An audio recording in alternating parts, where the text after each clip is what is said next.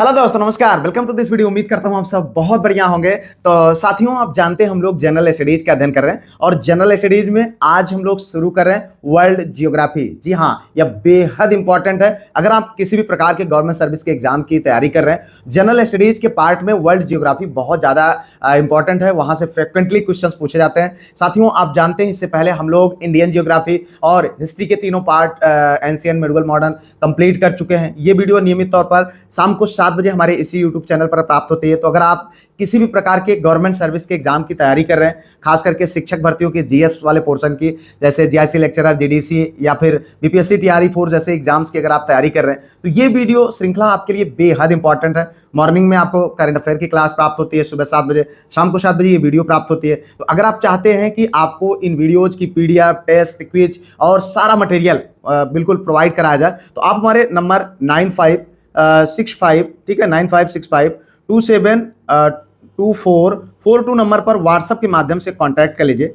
एक छोटी सी फीस पे करके आप ग्रुप में जुड़ सकते हैं, जहां पर आपको कंप्लीट मटेरियल आपके exam oriented to the point आपको प्रोवाइड करा दिया जाता है। तो आइए यहां पर वीडियो को शुरू करते हैं। देखते हैं ब्रह्मांड से पृथ्वी तक का सफर। साथियों, आप जानते हैं कि जब हम वर्ल्ड ज्योग्राफी को कवर करते हैं तो थोड़ा सा हम ब्रह्मांड की उत्पत्ति कैसे हुई, क्या हुई, एक सरसरी निगाह में उसको भी हम यहां पर देखते हुए चलेंगे, जिससे चीजें एकदम से समझ में आएंगी। और इस वीडियो के माध्यम से कैसे हमारी पृथ्वी का निर्माण हुआ, पृथ्वी की संरचना क्या है, उसके साथ साथ अक्षांश, देशांतर, कैसे हम चीजों को, ऋतुओं कैसे बनती हैं, जलवायु कैसे परिवर्तन होता है, और उनके साथ साथ पर्वत, पठार और आप जो है झील, नदी, तालाब, ये सब कैसे इनका निर्माण होता है, जो है ज्वालामुखी कैसे बनते हैं। तो इन सारी चीजों को बहुत स्मूथली, सरल भाषा में आपके लिए हम यहाँ पर देने वाले हैं। तो आप बिल्कुल पेशेंस बना करके सुनते जाएं, निश्चिंत रहें, बहुत आसान होने वाला है। आइए वीडियो को शुरू करते हैं। यहां पर देखें, हम ब्रह्मांड से पृथ्वी तक की सफर करते हैं, बहुत संक्षिप्त में इसको हम देखते जाएं। अगर हम यहां पर बात करें ब्रह्मांड की उत्पत्ति की, जब बात आती है तो यहां पर एक सिद्धांत बहुत ज्यादा फेमस है, जिसे महाविस्फोट सिद्धांत यानी बिग बैंग थियरी कहा जाता है, जिसके प्रतिपादक के रूप में जॉर्ज लेमेंट्रे हैं। ठीक है, जॉर्ज लेमेंट्रे। अगर हम बात करें, ये सबसे मान्य सिद्धांत है। हिग्स बोसोन ने उत्पत्ति के रहस्यों को सुलझाने का प्रयास किया। तो और भी तमाम सिद्धांत है, लेकिन बहुत ज्यादा जरूरी नहीं है आपके लिए। जो जरूरी है हम उसी पर बात करेंगे। हमारी ये आकाशगंगा है, जिसे दुग्ध मेखला आप कह सकते हैं, यहाँ पर ही देख सकते हैं। तो गैसों के बादल, आकाशगंगा का निर्माण होता है, हाइड्रोजन गैस की विशाल निहारिका, ये सब सारी चीजें होती हैं। बहुत सहज तरीके से आप समझिए, ये हमारे लिए ज्यादा इंपॉर्टेंट नहीं, इसलिए हम इस पर बहुत ज्यादा फोकस नहीं करेंगे, क्योंकि हम जानते हैं हम लोग कोई जियोग्राफी ऐसा नहीं पढ़ रहे हैं कि हमें अपना सब्जेक्टिव, हमें जीएस के पॉइंट ऑफ व्यू से पढ़ना है। तो जीएस में जहां से क्वेश्चन बन सकते हो वहां पर हम ज्यादा फोकस करेंगे। ठीक है, तो अगर हम देखें तो इसकी जो आकृति है वो दीर्घ वृत्ताकार है। ठीक है, यहां पर आप देख रहे हैं दीर्घ वृत्ताकार आकृति है और सर्पिल, ठीक है, अव्यवस्थित तरीके से। अगर इसकी खोज की बात की जाए तो किसने किया था ब्रह्मांड जो है आकाशगंगा का, तो गैलीलियो ने सबसे पहले जो है इसे टेलीस्कोप से देखा था। ठीक है, एडविन हब्बल ने ब्रह्मांड के विस्तार की पुष्टि की थी। तो ये नाम बहुत इंपॉर्टेंट है, पूछे जा सकते हैं। ठीक है, अगर हम बात करें इनके मापक की, तो खगोलीय दूरियां मापी जाती, ये फ्रिक्वेंटली क्वेश्चन बनता है, इससे प्रकाश वर्ष से मापी जाती हैं। तो इतना आपको यहां पर जानना चाहिए। अब इसी तरीके से अगर हम बात करें तो तारों का जीवन चक्र, चूंकि आप जानते हैं हजारों तारे जो है, हजारों के असंख्य तारे जो है ब्रह्मांड में है, और उनका जो है जीवन चक्र किस तरीके से बनता है, तो यहाँ से यहाँ तक का पूरा ये आपका संरचना दिखाया गया, जो हमारे लिए बहुत ज़्यादा इंपॉर्टेंट नहीं है। और इसी के साथ साथ अगर हम यहाँ पर देखते हैं, अब जो इंपॉर्टेंट है वो है हमारे लिए सूर्य। जी हाँ, ब्रह्मांड का एक ऐसा महत्वपूर्ण हिस्सा जिसके बिना हम ब्रह्मांड की कल्पना नहीं कर सकते, वो है भैया सूर्य। अगर सूर्य नहीं तो सब कुछ भी नहीं। ठीक है, अगर हम इसके आयु की बात करें तो 4.6 बिलियन ये सूर्य की आकृति है, जिसको यहां पर देखें काट करके उसके पूरे तरीके से हम देखने का, समझने का प्रयास करेंगे। इसके जो है आयु कितना है, 4.6 बिलियन वर्ष। ये क्वेश्चन बनता है, इतनी उम्र है सूर्य की, 4.6 बिलियन वर्ष। और अगर हम बात करेंगे तो यह प्रकाश की गति जो है 3 लाख किलोमीटर प्रति सेकेंड।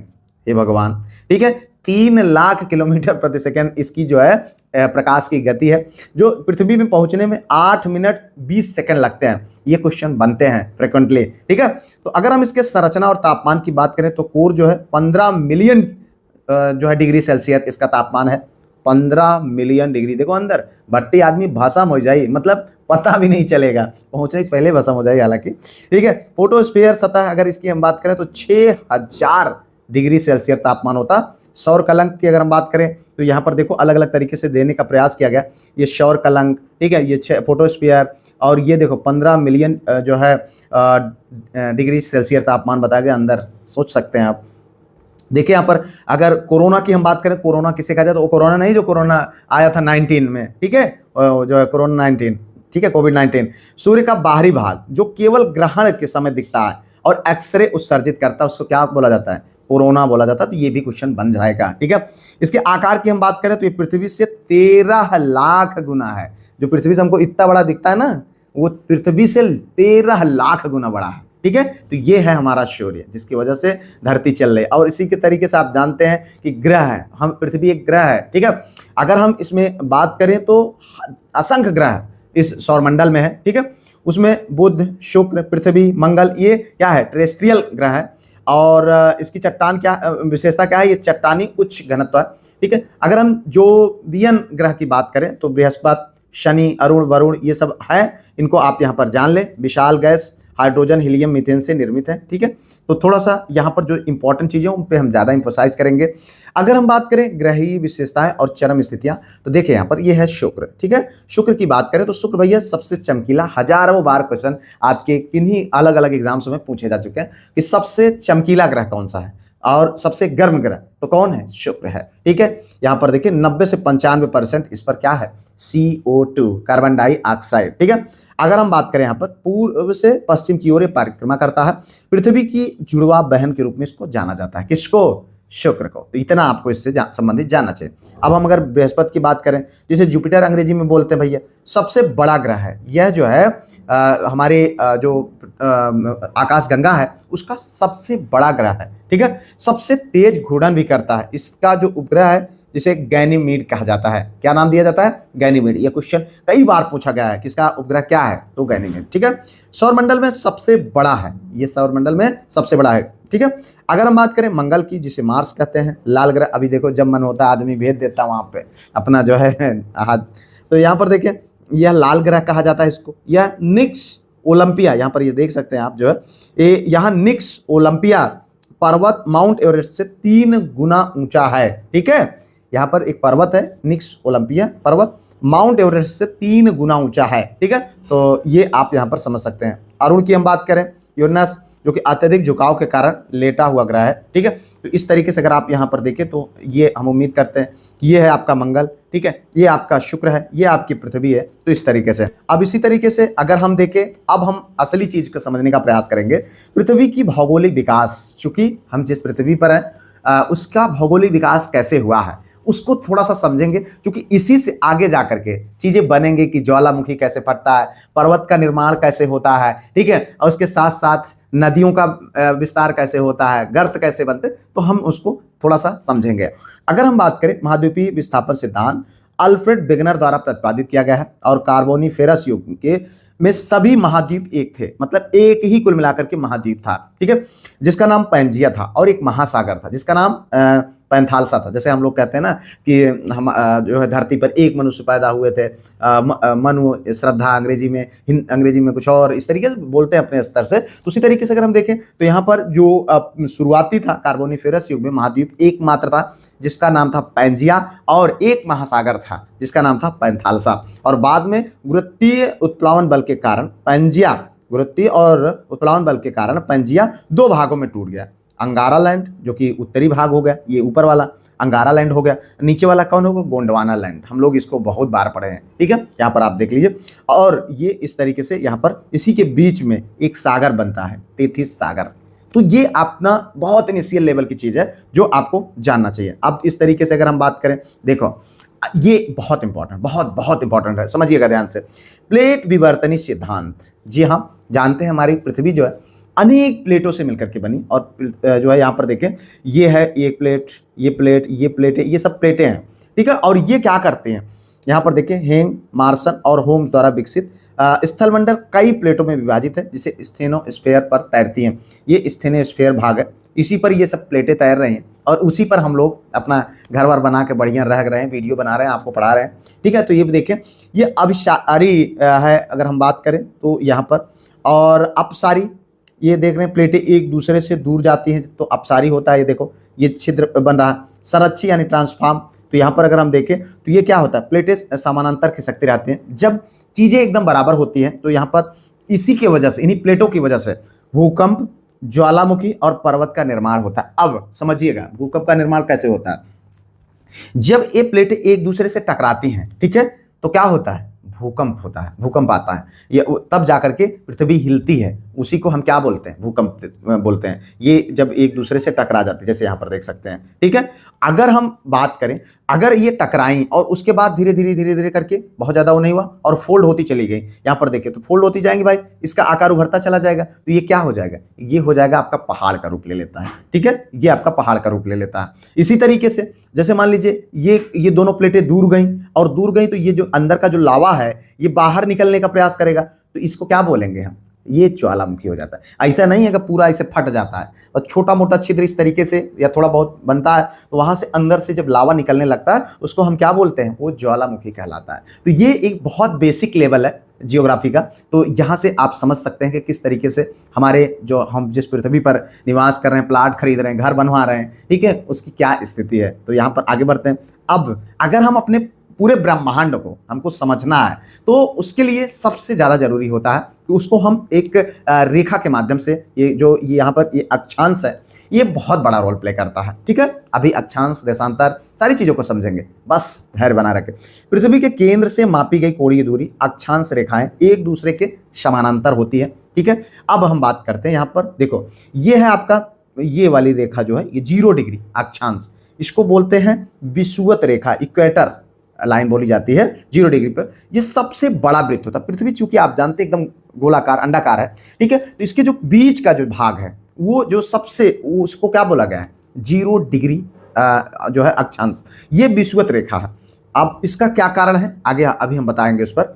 पृथ्वी को दो भागों में, दो गोलार्ध में ये काट देता है, यानी बांट देता है। और ये रेखा जो है 13 देशों से होकर के गुजरती है। कौन सी रेखा, ये 0 डिग्री अक्षांश रेखा इस जो गुजरती है, इस पर 13 देश, पूरे दुनिया में 13 देश इस पर हैं, ठीक है। अगर हम बात करें गोलार्धों की, तो ये जो ऊपर वाला है इसको उत्तरी गोलार्ध, और ये जो नीचे वाला है इसको दक्षिणी गोलार्ध कहते हैं, ठीक है। ये अब आप समझ लीजिए।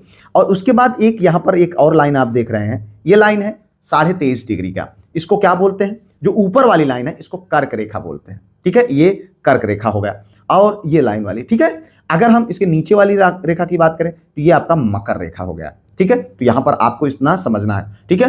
23.5 डिग्री उत्तर क्या है आपका, कर्क रेखा है। और मकर रेखा कौन सी है, 23.5 डिग्री दक्षिण में। तो इतना हो गया। अब एक और लाइन अगर यहां पर हम खींचने का प्रयास करें तो 66.5, जो यहाँ पर जैसे आपने यहाँ पर 23.5 पर खींच दिया, इसी तरीके से एक रेखा यहाँ पर खींच जाती है लगभग इतने के आसपास में 66.5 डिग्री की, और वो क्या होती है, उसको हम आर्कटिक वृत्त बोलते हैं, आर्कटिक रेखा बोलते हैं, जो ऊपर की ओर होती है और मतलब उत्तर में। और जो अंटार्कटिक होती है वृत्त, यहाँ पर उसी तरीके से 66.5 डिग्री पर यहाँ भी एक रेखा बनाई जाती है। तो जिससे क्या होता है, भूमंडल को यानी अपनी पृथ्वी को पूरी तरीके से नाप लेते हैं, समझ लेते हैं, उसका निशान बन जाता है, चिन्ह बन जाता है, ठीक है। तो ये जो नीचे वाला होता है इसको अंटार्कटिक वृत्त कहा जाता है, ठीक है। इतना आपको यहाँ पर जानना चाहिए। और इसी तरीके से अगर हम यहाँ पर एकदम ध्रुव पर चले जाएं, पोल, जिसे पोलर रीजन बोलते हैं, ठीक है, तो सदर्न पोलर और नॉर्दर्न पोलर यानी उत्तरी ध्रुव और दक्षिणी ध्रुव। तो यहाँ पर देखिए ये 90 डिग्री का केवल बिंदु रह जाता है और वहां बचता कुछ नहीं है, ठीक है। हमें उम्मीद है कि आपको अक्षांश अच्छे से समझ में आ गया होगा।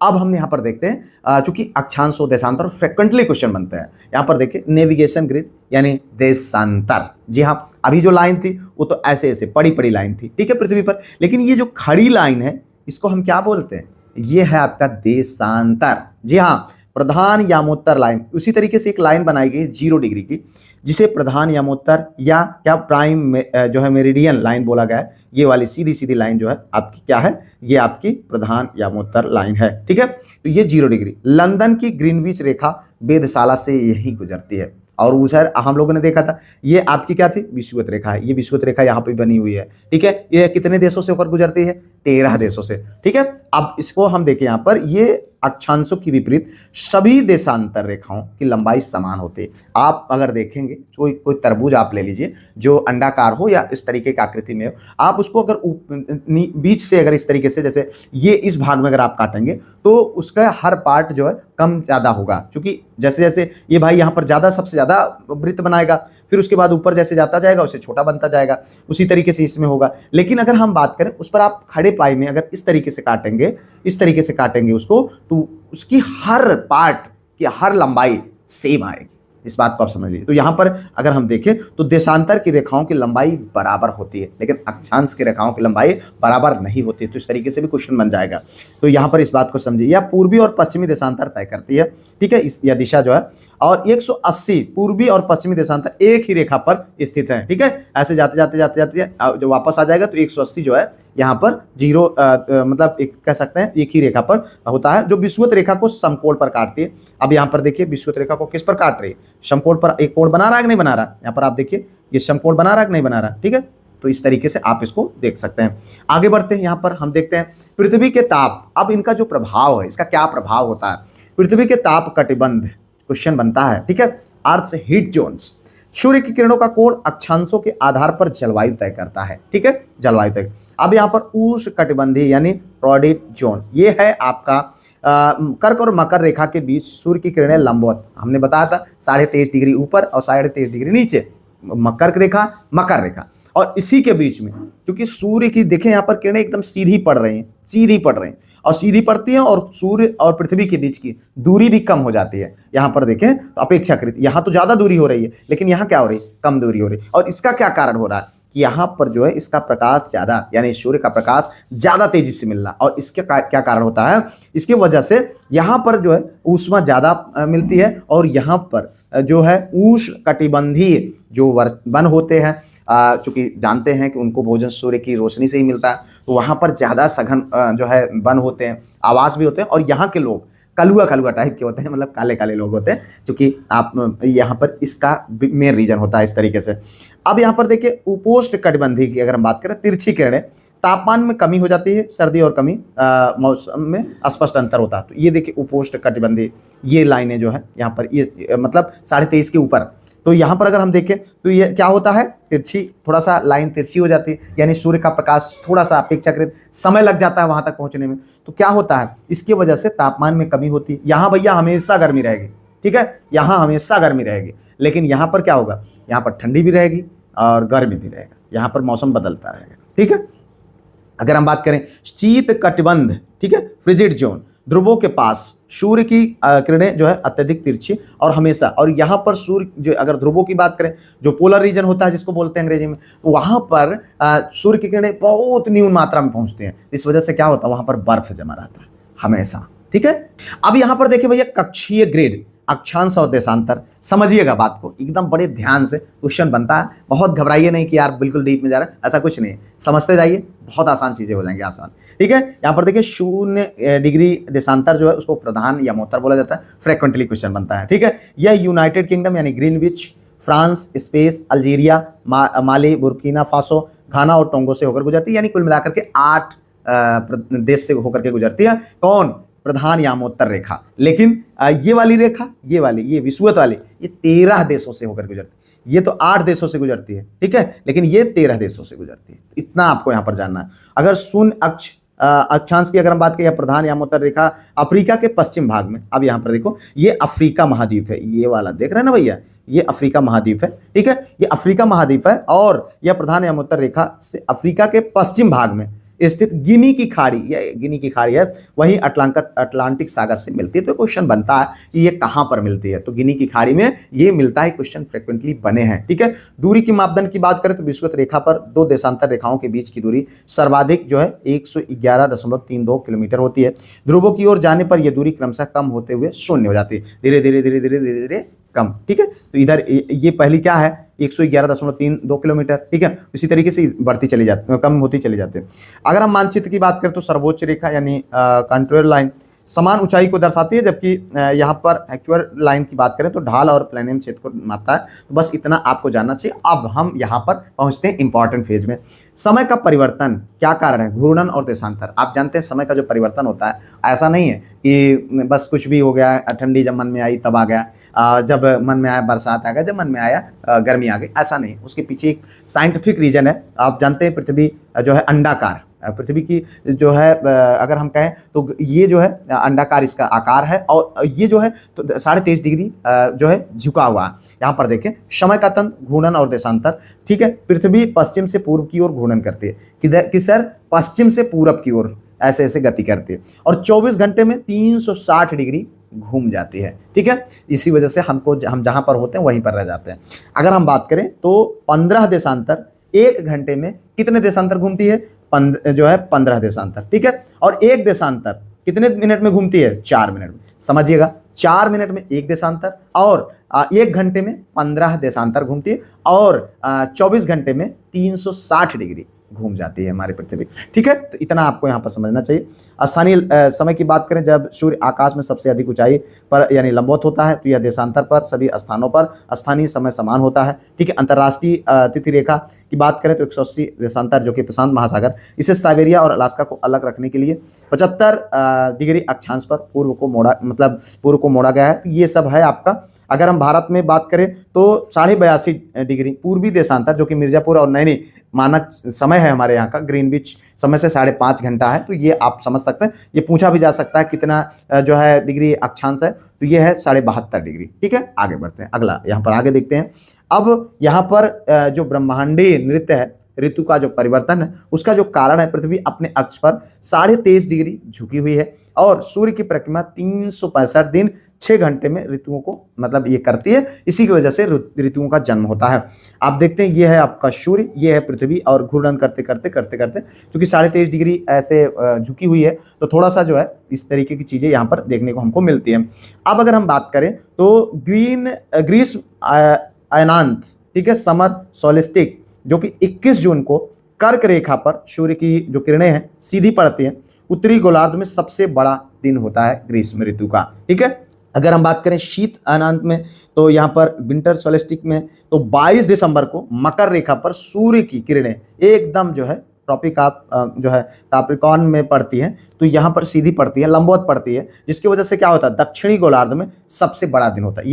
ये उत्तरी गोलार्ध में दिन सबसे बड़ा हो रहा है कब? यहाँ पर 21 जून को, और 22 दिसंबर को दक्षिणी गोलार्ध में सबसे बड़ा दिन। तो अब जाहिर सी बात है, इसी के अपोजिट 21 जून को दक्षिणी गोलार्ध में सबसे छोटा दिन हो जाएगा। ठीक है, और 22 दिसंबर को उत्तरी गोलार्ध में सबसे छोटा दिन हो जाएगा। सेम चीज है। अब जब छोटा बड़ा हो गया तो बराबर कब होता है, ये भी जान लीजिए भैया, 21 मार्च और 23 सितंबर को। कब होता है? 21 मार्च और 23 सितंबर। 21 मार्च अभी आने वाला है। ठीक है, विषुवत रेखा पर सीधी जो है यहाँ पर सूर्य की जो लंबवत किरणें होती है वो विषुवत रेखा पर पड़ती है सीधी, और संपूर्ण पृथ्वी पर दिन और रात 12 घंटे का बराबर होता है।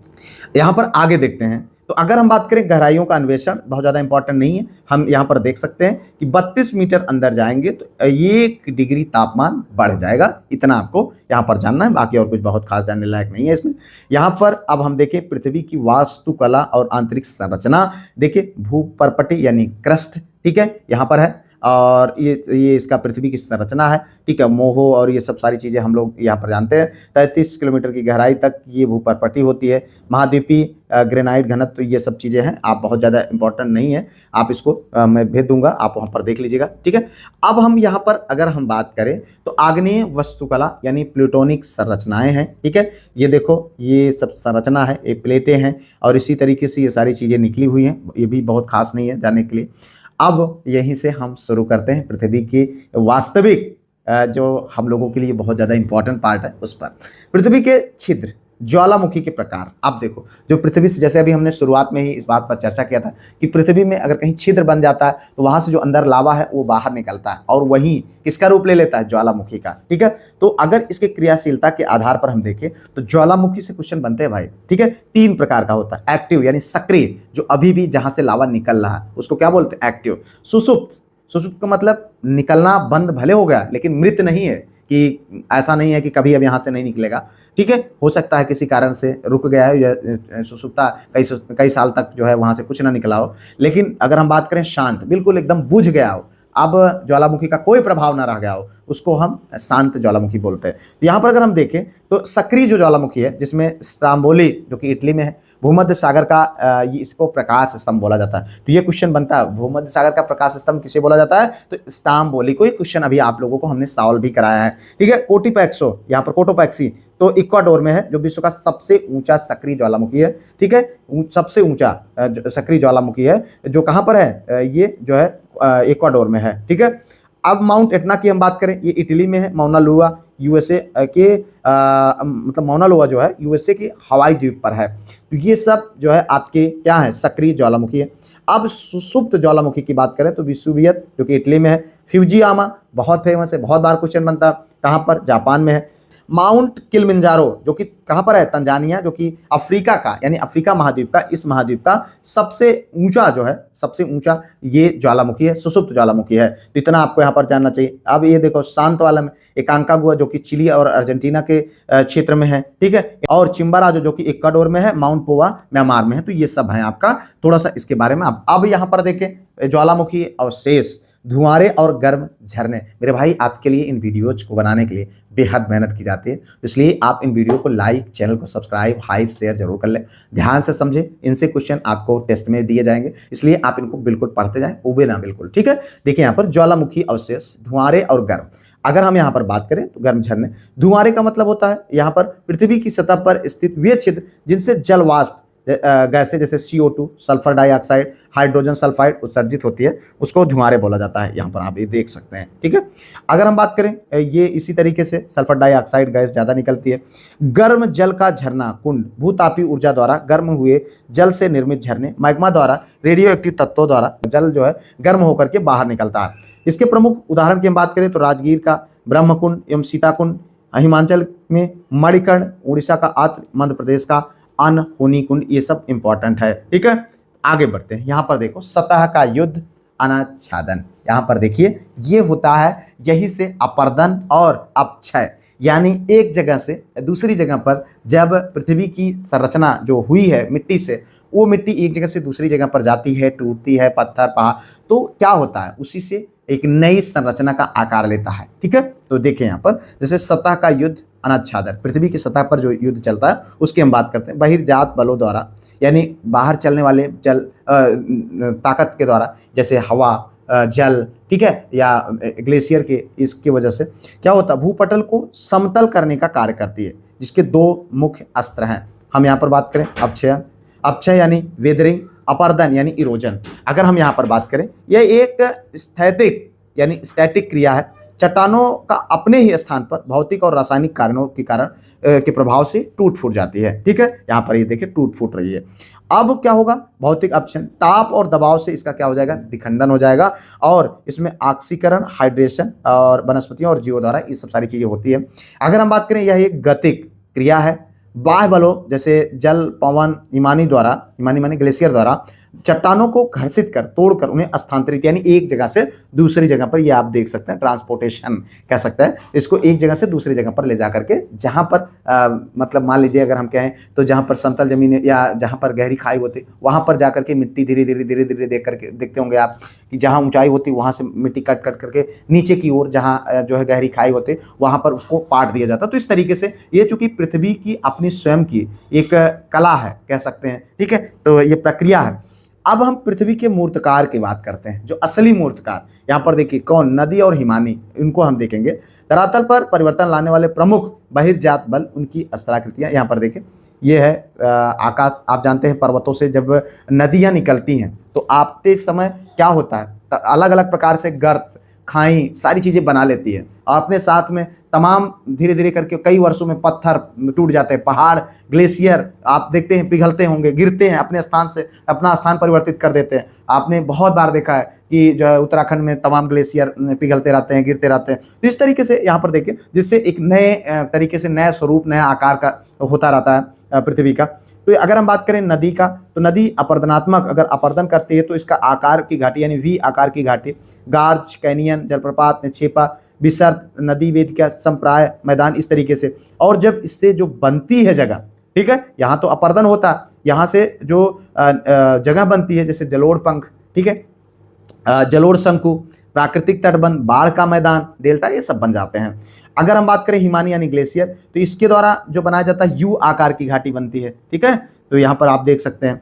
और उसके बाद लटकती घाटी, सर्क टार्न, ये सब बनते हैं। और इसके जो जगह पर जिस जगह पर जो है ग्लेशियर खिसक करके जाता है तो इसे हिमोड़, ड्रमलेन या एस्करकीन, वेदिका, हिमजल और छेप मैदान, ये सब कहा जाता है।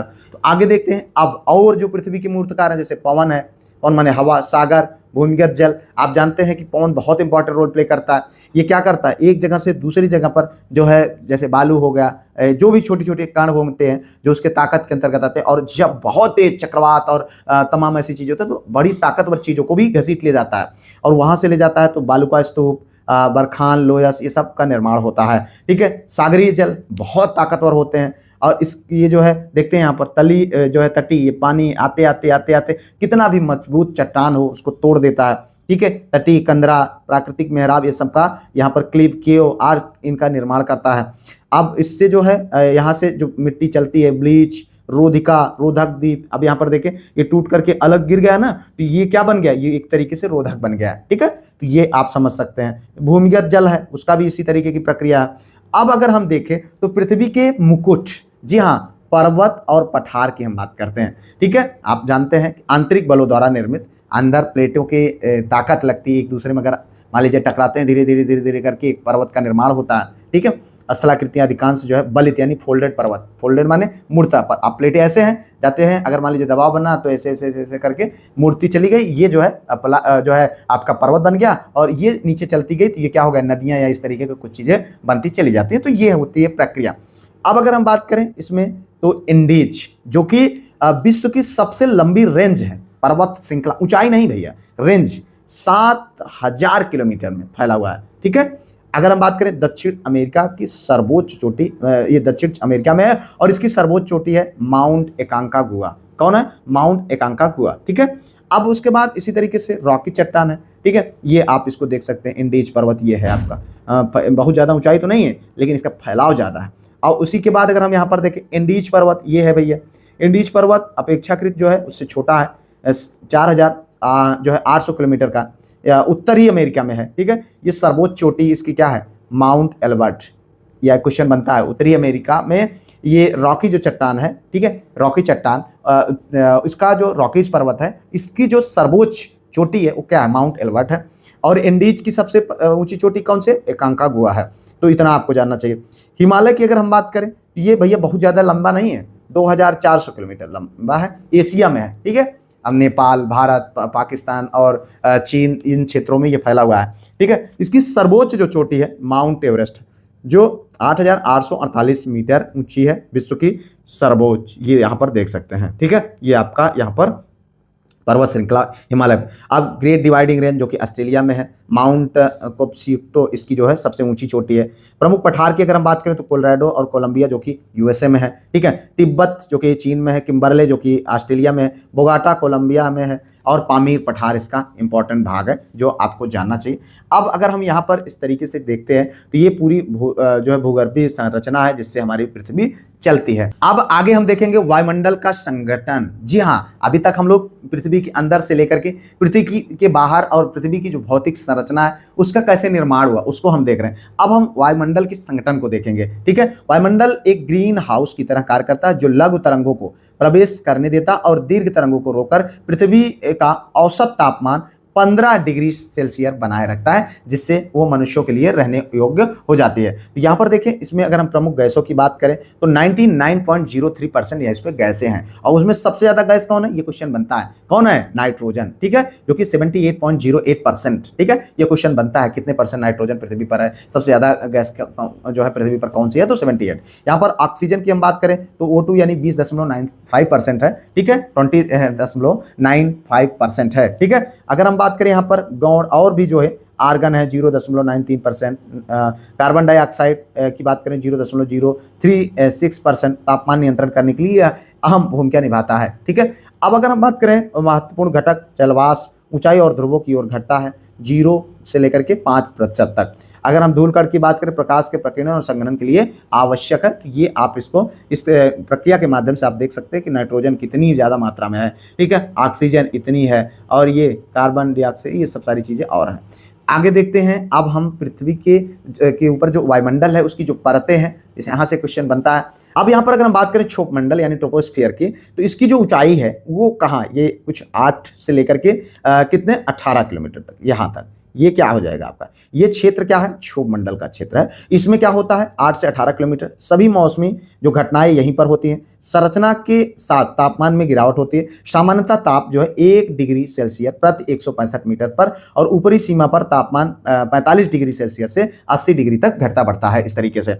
अब यहाँ पर अगर हम बात करें समताप मंडल की, तो समताप मंडल जो है भैया 50 किलोमीटर तक, ठीक है, यहाँ तक समताप मंडल जो है, ये जो क्षेत्र है इसके बाद वाला, उसको हम समताप मंडल कहते हैं, जहां पर ओजोन यानी O3 परत की उपस्थिति जो पराबैंगनी किरणें जो है को सोखती हैं और मौसमी हलचल जो है यहाँ पर बिल्कुल नहीं होती है। विमानों के लिए आदर्श यहाँ पर ही विमानें जो है संचालित की जाती हैं, ये आदर्श जो है स्थिति है।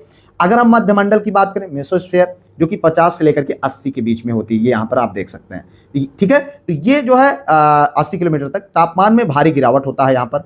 ठीक है, जैसे जैसे ऊपर जाएंगे यहाँ पर भारी गिरावट यानी -80 डिग्री सेल्सियस तापमान, और उल्का पिंड इसी परत में आकर जल जाते हैं। ठीक है, इतना आपको जानना चाहिए। आयन मंडल की हम बात करें आयनोस्फीयर, जो कि जो है 80 से लेकर के 400 किलोमीटर के मध्य ये आयनोस्फीयर है। ठीक है, और इसमें विद्युत जो है आवेशित कणों की उपस्थिति होती है, रेडियो तरंगों को परावर्तित करता है, ध्रुवीय प्रकाश जो है यहीं दिखते हैं। तो ये सब आप इतना जान लें। अब हम बात करते हैं ऊष्मागतिकी, सूर्यताप और तापीय व्युत्क्रम, मुख्य इसके सिद्धांत। तो ये सब चीज़ें हैं जिसमें अब बहुत ज़्यादा कुछ खास आपके लिए नहीं है। अब अगर हम बात करें यहाँ पर जलमंडल, पृथ्वी का जल पर वितरण, तो आप जानते हैं अवेलेबिलिटी है, यहाँ पर देखें तो महासागर पर 97% जो जल है खारा जल है। ठीक है, कितना 97% जल। हिमानी और बर्फ टोपियों से 2.4%, ठीक है 2.04%। भूमिगत जल जो है, जो यहाँ पर 0.61% झील, ये सब सारी चीज़ें हैं। और यहाँ पर कुल अगर हम बात करें तो मीठा जल कितना है, मात्र 3% है, जो कि सुलभ नदी और झील में भी 0.0001%। इस तरीके से आप देख सकते हैं, यानी 3% मात्र जो पीने लायक जल है, बाकी तो फिर सब समुद्री जल है। हालांकि ज़रूरत पड़ेगी तो आदमी फिल्टर वोल्टर करके वह पिएगा, क्या करेगा भाई जब खत्म हो जाएगा तो महासागरीय उच्चावच, ये देखो यहाँ पर। अब अगर हम महासागरीय उच्चावच की बात करें तो देखें महाद्वीपीय मग्न तट, यानी इसका महाद्वीपीय मग्न तट की हम बात करें तो ये वाला क्षेत्र, ठीक है, जिसका स्वरूप 1% से कम ढाल, औसत गहराई 200 मीटर। ठीक है, और महत्व इसका क्या होता है, सूर्य का प्रकाश यहाँ आसानी से पहुंच जाता है, और सर्वाधिक यहाँ पर जैव विविधता होती है, और विश्व का 20% खनिज तेल और प्रमुख मत्स्य क्षेत्र यही होता है। कहाँ, महाद्वीपीय मग्न तट पर। महाद्वीपीय ढाल की हम बात करें तो ये देखो, ये बहुत तेजी से ढाल हो रहा है। ठीक है, ये इसका स्वरूप 2 से 5% डिग्री का तीव्र ढाल है, और भूमिका इसकी महाद्वीपों और महासागरों के बीच की वास्तविक सीमा यहाँ पर बनाता है। अगर हम नितल मैदान की बात करें तो इसका स्वरूप जो है 3000, नितल मैदान ये देखो 3000 से 6000 मीटर गहरा, और सागर का 40% सबसे, यानी ये सागर के अंदर की बात की जा रही है। ये महाद्वीपीय मग्न तट है, ये महाद्वीपीय ढाल है, नितल है, और गर्त ये देखो, जैसे ये मैरियाना गर्त आप देख सकते हैं। तो इस तरीके से गर्त अचानक बन गया है, तो यहाँ से यहाँ तक अगर आदमी आ गया तो कभी न वापस जाए। ठीक है, तो इस तरीके से ये पृथ्वी के जो समुद्र है, समुद्री की संरचना है।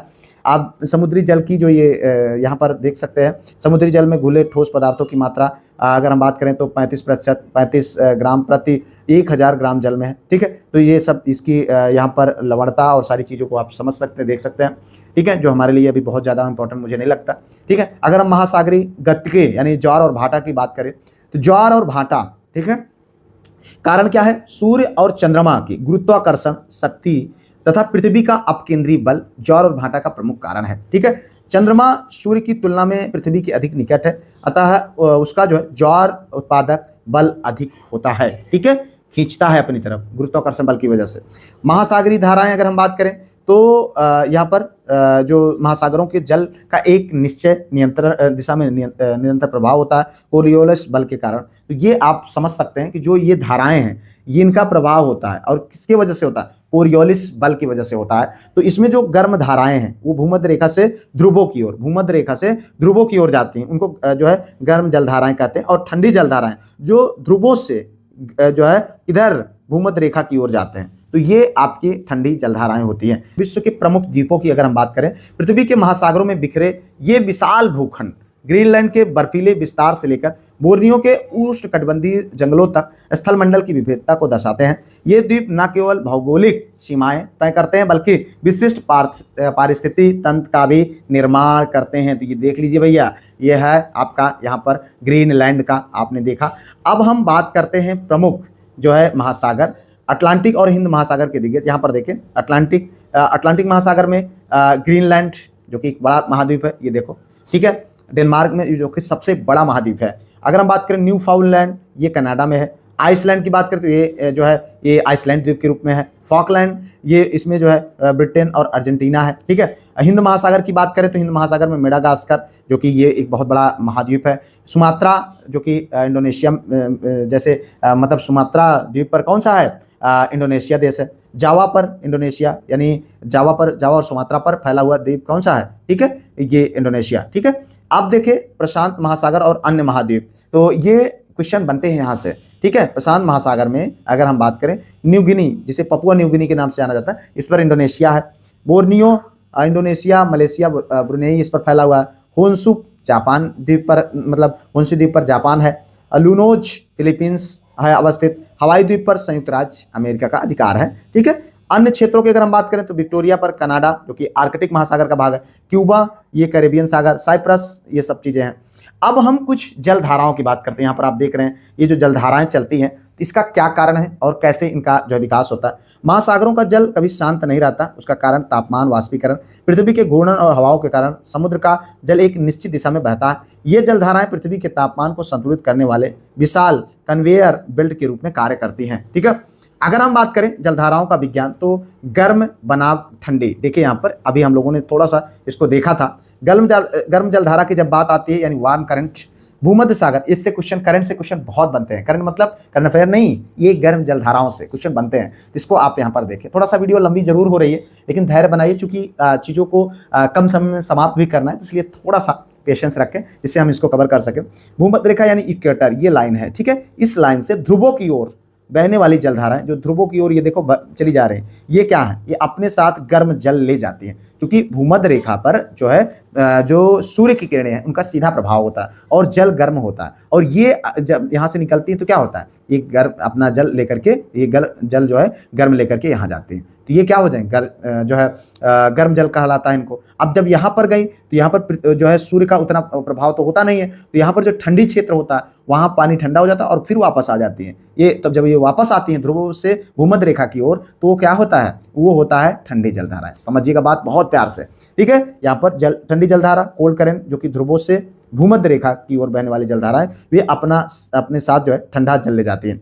हमने एक बार फिर से हम आपको समझाने का प्रयास करेंगे। ये है भूमध्य रेखा, ठीक है। यहाँ से जो जल इधर देखो ये जा रही है, ये क्या है, ये चूंकि आप सूर्य का प्रकाश यहाँ ज्यादा पड़ता है, ठीक है, इस वजह से ये जो है गर्म होते हैं और ये गर्म जल इधर जाएंगे तो क्या होता है, ये अपना जो है पृथ्वी के क्षेत्र में यानी पोलर रीजन में क्या करेंगे, वहां पर भाई बर्फ है तो वहां पर जाकर के ठंडा जाते हैं। फिर जब ये वापस होते हैं यहाँ पर आते हैं कहाँ, भूमध्य रेखा की ओर, तो ये ठंडा, इसको ठंडी जलधाराएं बोला जाता है। तो यही इसकी प्रक्रिया होती है। मुख्य प्रभाव जहाँ गर्म और ठंडी जलधाराएं मिलती है, जैसे न्यूफाउंडलैंड के पास गल्फ स्ट्रीम और लेब्राडोर, वहाँ घना कोहरा छाता है, ठीक है। तो ये प्लैंकटन अधिक पनपते हैं जिनसे यह मछलियों के लिए उत्तम स्थान जैसे ग्रैंड बैंक बन जाता है, ठीक है, जहाँ पर एकदम टेम्परेचर बिल्कुल आसान होता है, बहुत सहज होता है। अब अगर हम अटलांटिक महासागर की जलधाराओं की बात करें तो ये गर्म जलधाराएं हैं, जैसे उत्तरी विषुवत में लेब्राडोर की जलधारा, ये ठंडी जलधाराएं हैं। दक्षिणी विषुवत फ्लोरिडा की धारा, गल्फ स्ट्रीम ब्राजील की धारा, ये इंपॉर्टेंट है। ये जलधाराएं अटलांटिक महासागर की है और ये गर्म जलधाराएं, इनको याद रख लीजिएगा, रट लीजिएगा।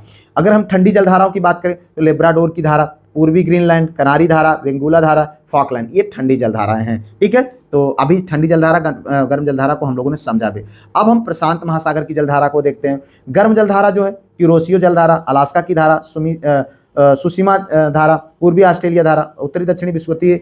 और ठंडी जलधाराओं की हम बात करें तो ओयासियो कैलिफोर्निया, हम्बोल्ट पेरू या पेरुवियन, ओखोटस्क जलधारा। तो ये क्वेश्चन बनता है, फ्रिक्वेंटली बनता है, तो इतना आपको यहाँ पर जानना चाहिए। अब हम हिंद महासागर की जलधाराओं की बात करेंगे तो ये है मोजाम्बिक गर्म जलधारा, अगुलहास ग्रीष्म कालीन मानसून प्रवाह, दक्षिण विषुवतीय। और ठंडी जलधाराओं की बात करें तो पश्चिमी ऑस्ट्रेलियाई जलधारा और शीतकालीन मानसून प्रवाह, ये सब हैं। ठीक है, अब यहाँ पर एक भौगोलिक विसंगत की हम बात करें तो सार्गैसो सागर एक ऐसी स्थिति है, यहाँ पर देखें एक प्रकार की घास पाई जाती है जिसका नाम है सार्गैसम घास कहा जाता है।